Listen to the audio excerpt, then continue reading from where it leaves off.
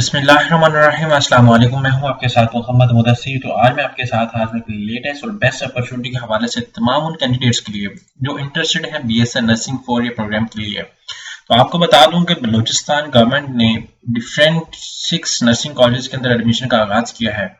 इसके अंदर अप्लाई कैसे करना है, एलिजिबिलिटी क्राइटेरिया क्या है, कौन कौन से लोग अप्लाई कर सकते हैं, फॉर्म को प्रॉपर फिलअप कैसे करना है, मिलना कहाँ से है और इसमें कौन कौन सी अपॉर्चुनिटी प्रोवाइड की जाएंगी, इंशाल्लाह तमाम बातें डिटेल के साथ डिस्कस करेंगे।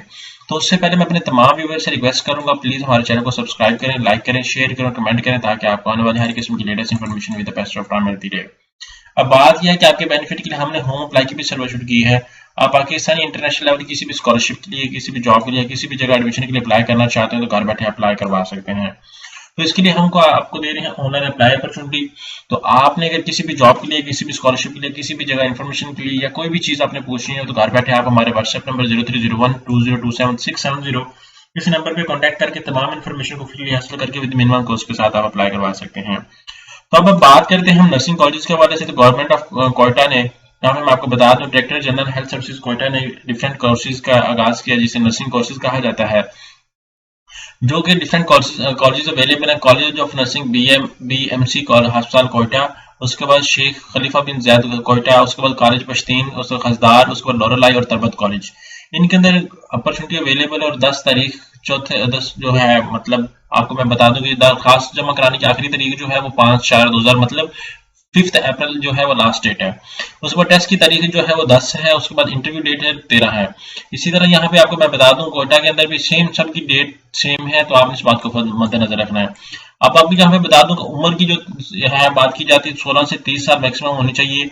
उसके बाद 50% आपके पास एफएससी प्री मेडिकल वाले लोग अप्लाई कर सकते हैं, कोई साइंस वाला, कोई आईसीएस वाला, कोई प्री इंजीनियरिंग वाला अप्लाई नहीं कर सकता। उसके बाद डॉक्यूमेंट्स कैसे करने हैं, सबसे पहले बात आती है अप्लाई की। तो आपने क्या करना है, कॉलेज के अंदर चले जाना है। कॉलेज के अंदर जाके जिस कॉलेज के अंदर आप अप्लाई करना चाहते हैं, इस कॉलेज के अंदर जाके आपने क्या करना है कि डॉक्यूमेंट्स ले लेना है और वहां से आपको फॉर्म मिलेगा, वहां पे फॉर्म फिल करके आपने सबमिट करवाना है। यहाँ पे आपको बता दूं दरखास्त के साथ वो आपने क्या करना है कि दरखास्त के साथ 2 ताज़ा तस्वीर आपने लगानी है।